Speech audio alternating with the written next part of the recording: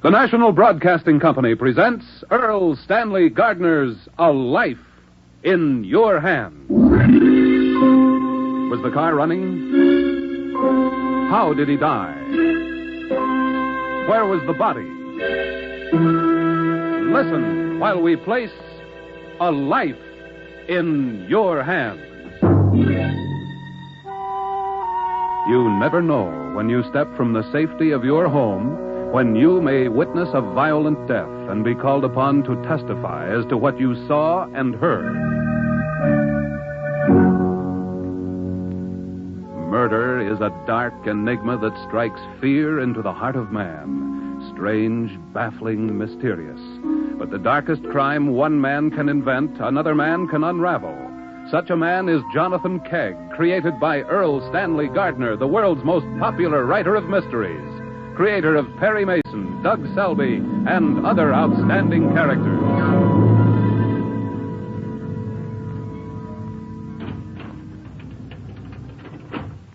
Good evening, Mr. Kegg. How are you? Fine, thank you, William. And you? Up and down. You know how that is. I haven't seen you around the county building lately. Been busy catching crooks, have you? No, I let the authorities catch them, William. That's their job, not mine. Hey, Mr. Kegg, just what do you do anyway? I see your name in the papers all the time, but, well, I don't quite get it. The Latin name for my work probably throws you. Amicus curiae, friend of the court. You're not a private eye, huh? No, indeed. In some cases of murder or larceny or whatever it is, I try to help the authorities find the guilty person through cross-examination. Can you stay working at a job like that? There's more work than I'll ever get around to. An act of violence comes suddenly. The witnesses aren't expecting it, so they fail to notice details. Well, if I saw a guy knocked off, I'll bet I could tell you what went on. You may have a chance to prove your powers of observation someday, William. You never know when you may be called upon to testify to an act of violence in which you have become involved quite innocently. Even now, somewhere in the city, there may be a crime in the making. Get out of my house, Lorray. Get out. Bart, listen to reason, will you? We used to be friends. I started you in the construction business. Yeah, you made the dough and I did the work. Now I'm squaring things. There's enough building going on in this county for both of us. Your bids are so low, you're losing money. What's the idea? Okay, I'll give it to you straight, Lorray. I'm going to run you out of business. That's the idea. I'll undercut every bid you make until you have to fold up. And that goes for the Tahoma River Bridge, too. You've never done a bridge job in your life. After the meeting in Humboldt tonight, I'll do one. I'm offering them a bridge for less than you'd take to build a house. You're through, Jack. Washed up. I teach you the business. I bring you up from a pup. I told you to get out. Go on. I'm leaving. Sure. Might as well stay out of the bidding tonight. I'll be there, Clayton. I'll be at that meeting. Leave your boys at home if you know what's healthy for you. What's that mean? This busted nose. I know who paid those goons to rough me up last week. Not me, Bart. I wouldn't pay anybody. No, we're pals. That's all I'm going to take from you. Oh, Bart, listen. You're ruining my company. I've had to lay off men, my foremen, my best truck drivers. Now you're saying I had you beat up. You can't touch me as a businessman. Your reputation. Don't push me too far. I'm warning you. Get out. I didn't tell you to come over here and cry.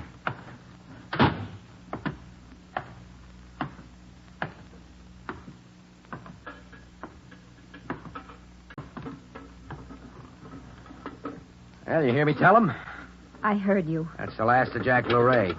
You did a swell job, Bart. What's the matter with you? Lorray's tough. You know he's tough. You can't stand up to him like that and expect to... You're begging for trouble, Bart. I can take care of him. Look at you. If somebody hadn't come along, those men would have killed you the other night. Bart, you told me so yourself. I was doing all right. I knocked out 2 of them. There were 4. Quit worrying about me, kid. Jack Lorray hates you, Bart. I can't blame him. I'm wrecking his company. He has reason to hate you. He did teach you the business. You were friends, and now you're... Oh, sounds like you're on his side. I'm just trying to make you be careful. A man like Lorray, when he knows he's been double-crossed, really double-crossed, he might do anything and think it was right. Okay. I don't want to hear any more about it.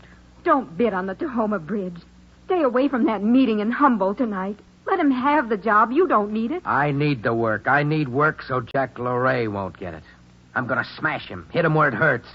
His precious reputation, his company. Watch Bart Clayton go, baby. Ha, ha, ha, ha. Your supper's ready. Go ahead and eat. Yeah, big-hearted tonight, huh? Don't I have to wait around for your kid brother to show up? You might be late for the meeting in Humboldt. Yeah. Hey, it's 8 o'clock. Where is brother Joey boy, anyway? I don't know. You're going to wait and eat with him, huh? Our big, happy family. I'm not hungry. Doris, when's Joe going to move, get out on his own? He's been hanging around here 2 years, ever since he got out of college. He's been helping you with your work. That's what he thinks, him and his engineering degree. Joe does it college style, and I go along behind him, patch up what I can, junk the rest. He's costing me money. I'm telling you, Doris, get that punk kid out of our house, or so help me, I'll... Hello, sis. Hi, Joe. Give me some more coffee. Supper's ready, Joe. Sit down, Joey boy. Sister's waiting for you. I've got to wash up first. Here's a towel. Thanks, sis. How's things out on the job? Rain held us up. We may have to lay off tomorrow. What's the matter? Didn't the professors let you work in the mud? No use to pay men for standing around in the tool house. Nobody stands in the tool house when Bart Clayton's around. Sure, Bart. Sure. Oh, I drove one of the trucks home. It's in the garage. I'm catching cold and didn't want to stand around and wait for Limey to come pick me up. The trucks stay on the job. I told you that. I want them ready to go when the drivers get there in the morning. I'll have it back by then. Since when do you get to work on time? I'll drive it and leave it on the job tonight on my way in from Humboldt. You're going, huh? Who said I wasn't? I didn't think you'd take another job. We're behind on this one. I'll get the bid. We start building that bridge the first of the month. Eat your supper, Joe. Okay, sis. The boys are complaining we're driving them too hard. Complaining. Tell them to go to work for Luray. You, too. I wouldn't mind losing you. I'll tell them, Bart. You want some more potatoes? I lost my appetite. I better get started. Maybe you ought to leave the truck here. It was missing when I drove it home. I'm going to take it back to the job. Bart, if the truck doesn't work right, drive our car. It'll be dark in an hour. I'll fix the truck before I leave here. I don't mind getting grease on my hands. I'm no college boy. I'm a mechanic. I'm a ditch digger. I'm a truck driver. I did it the hard way. I was just trying to save you trouble. I'm not going to have trouble. I'll fix the engine before I leave. How many times do I have to tell you to fix the engine? Stop it, both of you. I can't stand it anymore. You pick at each other like... I'm going out. It's raining, sis. Where you going? Out to the store. I don't care. Maybe you'll be gone when I get back. Both of you. Now, take it easy, honey. Leave me alone. I hope you get to build your bridge. I hope hurting Jack Luray makes you very happy. I hope... Goodbye.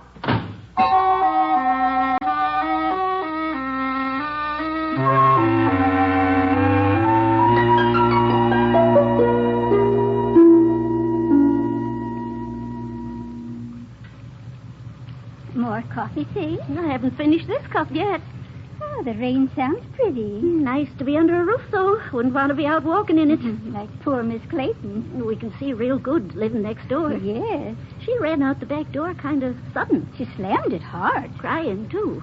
Oh, I suppose they were all fighting again. Poor little thing. Yes, poor thing. I think it's the brother.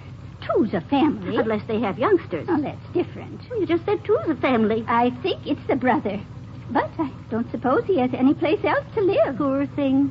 Oh, it's a pity. Oh, how I would hate to live with that man, Barton Clayton. Say, well, you know what I mean. Well, it just sounded funny. Well, he is a terror when he gets riled up. I've heard him say terrible things to Mrs. Clayton and her brother, and... Well, he does work hard. Yes, that's a strain on a man. Oh, poor thing. Yes, it's just too bad. Oh, here. Want to put your feet up on the chair? It might be comfortable. They say it helps to circulation, too. Oh, look. Look. There he is. Oh, he's mad, too. Going in the garage. Maybe he's going to leave her. Didn't take a suitcase. Probably wanted something out of the tool shed. He's starting his car. Sounds big. Maybe it's the truck. We don't know much about trucks. Don't know about cars at all. Oh, I always wanted one. Well, maybe someday. Always wanted one with white spokes in the wheel. They don't make them that way anymore. I thought about driving right up to prayer meeting in a car with... Oh, there she is. Oh, came back through the alley. Sack in her arms, went to the store, I guess. It's a wonder she stays with him the way he talks to her. Oh, no way to understand why people love each other. No. It's nice, though. It is. It is nice. Somebody else back there in the alley. Oh, I don't see anybody. Gone now, I guess. Where were they? Oh, the garbage cans. Oh, probably a stray dog. Well, I know somebody when I see somebody. I don't mistake stray dogs Hard for... to understand why people love each other. Yes, it is. More coffee? Oh, I haven't touched this yet. Well, you just tell me when you're ready. I'll tell you, Lou. Rain sounds pretty. Nice if you're inside. I never was one to go paddling around like a duck when... Lou, she's coming out again. Oh, my, she's mad, too. Going to the garage. Oh, they're going to have a terrible fight. I just know it. Maybe we can hear. Lou, say, something terrible. Something awful. Doris, what is it? Joe, this is Bob. Say, somebody's running up the driveway. The man who was here earlier is Mr. Clayton's friend. Jack Lorraine. I heard Doris scream. You killed White. Dead. You did it. I know it. Don't let him get away, Joe. Stop him. Hold on to him.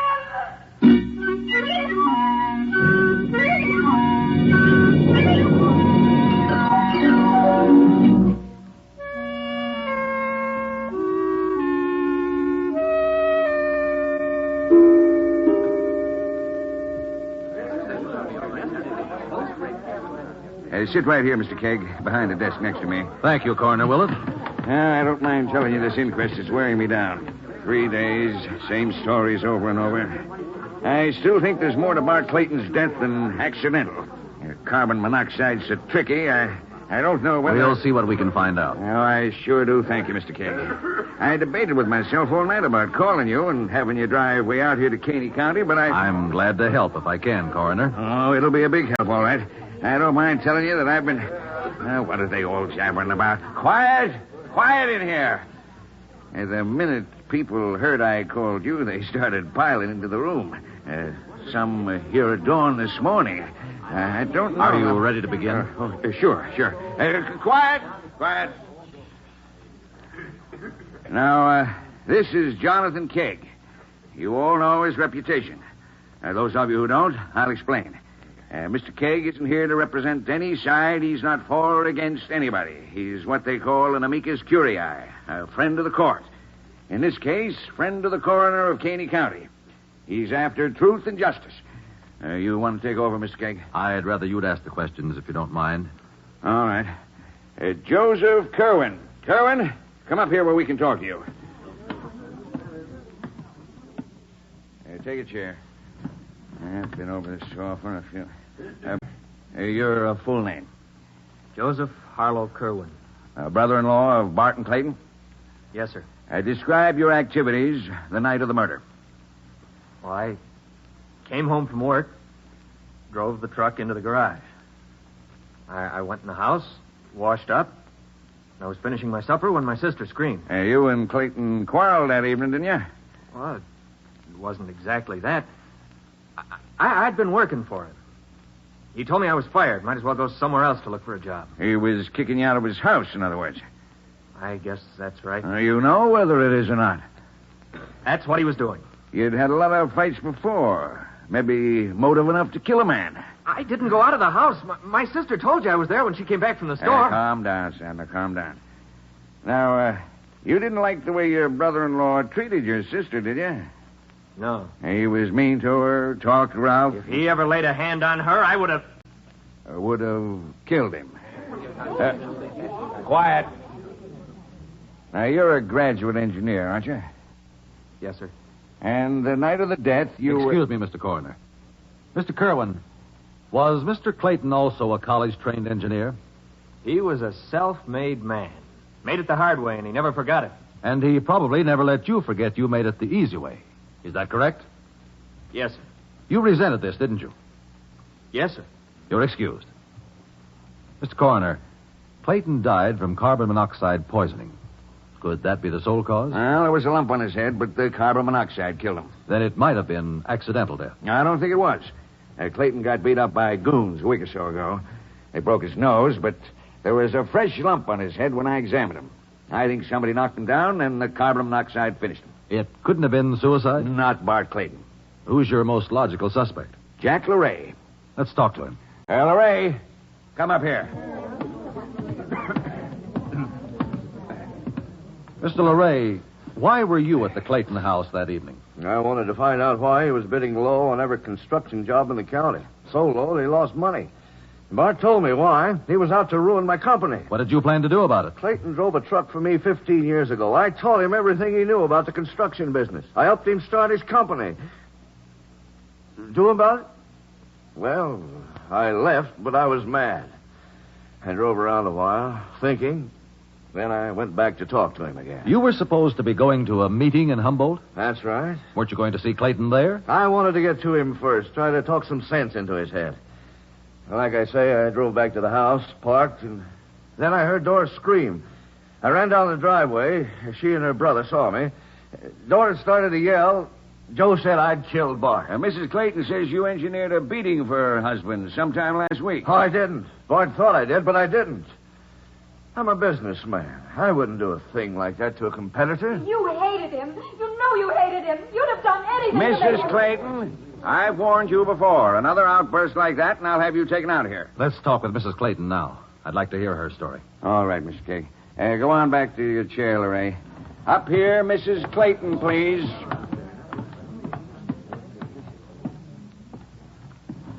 Mrs. Clayton, I want to make this as comfortable as possible for you, but you'll have to help me. I'm very tired. I've answered questions for days. Go on, Mr. Kegg. You understand that it's quite possible that your husband was not murdered, that he met his death accidentally. He was killed. I know he was. How do you know? LeRae threatened him. They quarreled not more than an hour before. Your brother admits he didn't like Mr. Clayton either. Joe was in the house all the time. Bart was killed in the garage while trying to get the truck fixed. Somebody came up behind him and... What was wrong with the truck? I don't know. When Joe came home, he told Bart it wasn't working right. I tried to talk him into driving the car, but he... Didn't you drive it to the store? No, I walked. Do you often walk in the rain? The store's only a block away. How did you happen to go out to the garage after you came home? Joe told me Bart was going to make him leave the house. That made you angry? Yes. So you went to the garage? Yes, I found Bart lying on the floor. Was the truck engine running? No, I heard him trying the starter when I came back from the grocery store. Were the garage doors open? They were all closed. The door to the tool shed, the small door into the garage, and the big doors were all closed. You didn't hear an engine running? No. Yes. Yes, I did. It must have been when I came back from the store. But you just said you heard the starter as you returned from the store. I'm confused, but I did hear the starter, and I think the car must have started. Oh, I don't really know. Then you believe your husband died between the time you came home from the store and went out to the garage? I don't know what happened, except that Jack LeRae killed him somehow. Well, now, Mrs. Clayton, what did you do after you discovered the body? I called Joe. And what did he do? Well, he stopped to talk to LeRae. Did you see LeRae? I saw him running up the driveway. If your accusation is correct and Jack LeRae did murder your husband, why did he return to the scene of his crime a few minutes later? Well, he... Had that question occurred to you, Mrs. Clayton? No. Can you prove you didn't quarrel with your husband in the garage and... Stop it. You're trying to confuse me. That man killed Bart, Jack LeRae. He did it. He threatened my husband. Bart kicked him out. LeRae came back to the garage and... Maybe he was hiding. Oh, that's it. He tried to get away. We saw him running away. I deny it. Quiet in here. Coroner Willett. Quiet, everybody. Yes, Mr. Kegg. Coroner Willett, I would like to request a recess until tomorrow morning. At that time, I would like to cross-examine an innocent bystander. I can't stand any more questions. He's guilty. I want LeRae punished. I'm running this inquiry, Mrs. Clayton. In compliance with Mr. Kegg's request, this coroner's jury is now adjourned and will meet again tomorrow morning at 9 o'clock.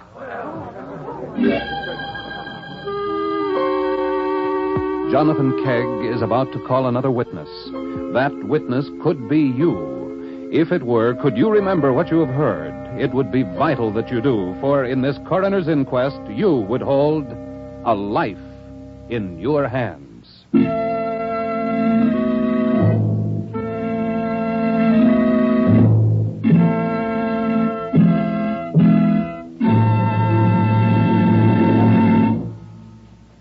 Are you going to Chicago to attend the Democratic Convention? You can, just by dialing your NBC station. For NBC will bring you right into Convention Hall by giving you the most comprehensive coverage ever accorded the nomination of a Democratic presidential candidate. From keynote address to final ballot, the NBC microphones will be listening. You'll hear the speakers, the delegates, the reaction of the onlookers in the gallery, and all in the comfort of your own home.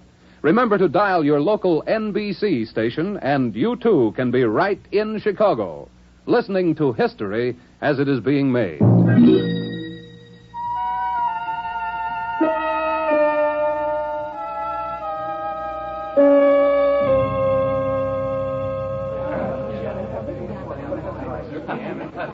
Jonathan Kegg has called his next witness. Two witnesses, in fact. Two old-maid neighbors of the Clayton family, Sade and Lou Trescott. The coroner's jury is in session. The sisters are before the coroner. But, ladies, it's not proper practice. We couldn't, Mr. Willett. We just couldn't do that. We go every place together. I wouldn't know what to say if Lou wasn't with me. One witness testifies at a time. That's the standard procedure. Then we'll just have to refuse. Refuse? Why, I'd be too nervous up here alone. Nervous and upset. Under the circumstances, Coroner Willett, I'd recommend that this inquest grant special privileges to these ladies and allow me to cross-examine them together. They both heard sounds surrounding the death of Barton Clayton. Sounds that I believe have an important relationship to the death of Bart Clayton. Quiet. Under the circumstances, Mr. Kegg, we'll waive our rule and grant your request. Please go on with your question. Bring another chair over here, Jones. If you will take your seats, please. Yes, sir, certainly. Now, you ladies, Lou and Sarah Trescott, live next door to the Clayton home. Is that correct? We're neighbors. On the east. Where were you between 7 and 8 o'clock on the evening of Barton Clayton's death? On our back porch. It's screened. Will you describe in your own words what transpired during that time? Go on, Sade. You start, Lou. Well, I'd rather eat... Well, all right. Well, right after we'd finished supper, Joe drove in the driveway with a truck. Did he usually bring a truck to the house? Not often. Once in a while. According to other witnesses, the truck was not performing properly. Did you notice any indication of mechanical difficulty? I beg your pardon? He means, was the truck running all right? Oh, we don't know much about cars. We've never had one. Did you notice the engine coughing or sputtering? No. It was all right so far as I could tell. Joe left it going when he got out to open the garage doors. Then he drove it inside and closed the door. And we heard it running fine after that. Will you describe the Clayton's garage? It's big, and there's a tool shed on the west side. Do you know the construction material of the building? Well, it looked like cement before it was painted. Coroner Willett, such a building is practically an airtight room, entered through double doors from the outside, through the tool shed. Now, to continue. When did you see Mrs. Clayton? After Joe went in the house. A few minutes later. She ran out the back door. How was she dressed? In a light coat. And no hat on her head. She looked very angry. Was it raining? Well, we thought it was strange that she'd go for a walk. She always did that when they quarreled. Go for a walk to cool off. When did you see Mr. Clayton? Just before Mrs. Clayton came home. She'd been to the store. She was carrying a grocery sack. You saw Mr. Clayton go into the garage? Yes. Oh, he looked mad, too. We heard him trying to start his car. Are you sure whether it was the passenger car or the truck? Well, Lou said at the time she thought it was the truck. I did say that, but I couldn't be positive. Did you hear an engine running? Well, I'm not sure. No, just the starter going round. Mrs. Clayton? Yes? Did you hear an engine running? Yes, I did when I came back from the store. Are you sure it was not running when you left the house before you went to the store? Now, remember, you were angry. You might not have noticed as you walked out. I don't know. Leave me alone. I believe we have a clear picture of what happened up to the time Clayton entered the garage. I saw somebody in the alley by the garbage can. Oh, it was a stray dog. I told you that, Sadie. I know a stray dog when I see one. I didn't see anybody. Too late. Oh, there wasn't anybody in there. Ladies, please. Oh, we're very sorry. We apologize. Now, tell me when you saw Jack LeRae. He ran up the driveway from the front. After Doris and her brother were out in the backyard. And Joe yelled, "You killed Bart." Then she said, "He's dead. You murdered him." It's true. He's guilty, and you're Lorraine right. threatened Bart. That ought to be enough for any jury. Quiet, both of you. A few more questions, ladies. Yes, Mr. Kegg. In this inquest, the sounds you heard are important. I'll try very hard to remember accurately. We certainly will. Joe Kerwin drove the truck into the garage. He closed the big doors. Then he walked out through the tool shed. Is that correct? Yes, it is. Did you hear a car engine running after Joe Kerwin entered the house? Oh, yes, it ran quite a while. The motor was running after he entered the house. You're sure of that? That's why we thought it strange that Mr. Clayton had trouble starting the truck. It had been going quite well. Thank you, ladies. We're now on the track of a killer. Yes, Mr. Kegg? Bart Clayton died of carbon monoxide poisoning. The garage was a lethal chamber before he walked into it. Deadly fumes had come from the truck engine. He was working on the motor when he was overcome and fell to the floor, injuring his head. Well, what's your evidence, Mr. Kegg? The Trescott sisters have told us they heard the engine running and heard it stop before Clayton went into the garage. I heard it running, too, on my way home from the grocery store. No, Mrs. Clayton. On your way to the store, you were upset, angry when you left the house. If you had not been, you might have noticed the engine running in the closed garage. If you had noticed, you could have saved your husband's life. Oh, no! Coroner Willett, the only way the testimony of our innocent bystanders, Sade and Lou Trescott, can be interpreted is that Joseph Kerwin planned the death of his brother-in-law, Bart Clayton. You better be able to prove that. Joe, you knew Clayton was to leave the house a few minutes after you came home. You left the truck running in the garage with just enough fuel to fill the room with gas before the engine stopped. That's a lie! You hated your brother-in-law. You wanted to take over his construction company and knew you could if your widowed sister asked you to. Joe wouldn't do When that. you saw Jack LeRae running toward you, it was your brother who shouted, "You killed Bart." Yes, that's right. Until that moment, you had no idea your husband was dead. Only the murderer would have known. Oh, Joe. Don't try, sis. I thought you'd be better off. I thought... Coroner Willett, I recommend that your jury find that Barton Clayton died at the hands of Joseph Kerwin.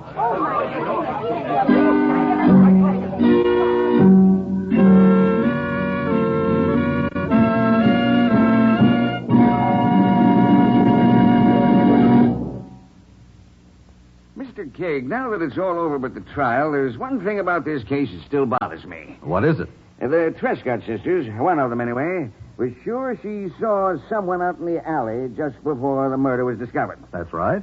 Sade saw it and Lou didn't. What do you think it was, Mr. Kegg? I didn't bring it out in court. But for the rest of my life, I will believe sincerely and without question that what Sade Trescott saw Yes, Mr. Kegg? was simply a stray dog. Oh, well.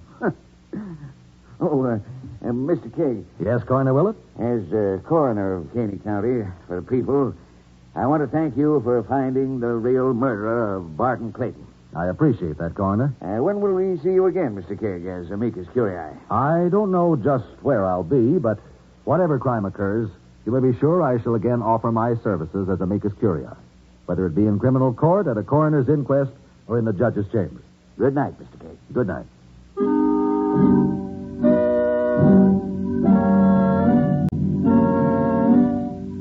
A Life in Your Hands is created by Earl Stanley Gardner with script by Doug Johnson, directed by John Cowan. Jonathan Kegg is played by Carlton Cadell, with musical effects by Adele Scott, conducted by Whitey Berquist. Engineering by Bill Knight.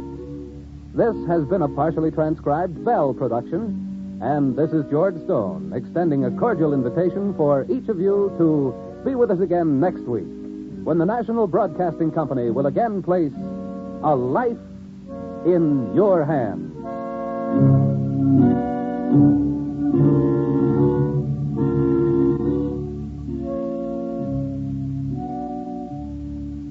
Tonight, join The Chase on NBC. This world is endless, so wide, so far, but somehow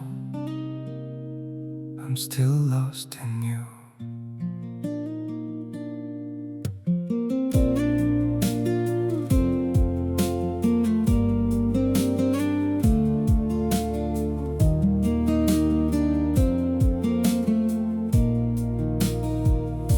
The streets are full of moving shadows, countless places I could go. City shining, people passing, yet I still feel so alone. Every road keeps leading nowhere, every sky feels cold and blue. In this world so vast and open, I'm still lost in missing you. The world is wide, so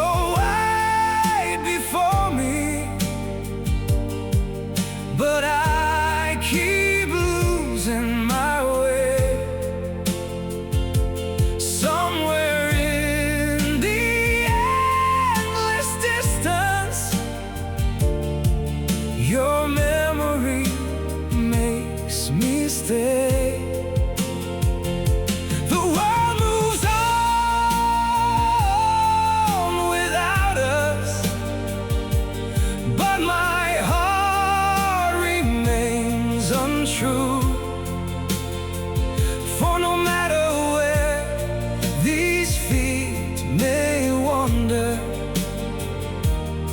I'm still lost in missing you. I have tried to outrun silence, tried to leave your ghost behind, but your name still echoes softly through the corners of my mind. The world is wide, so wide before me, but I keep losing my way. Somewhere in the endless distance,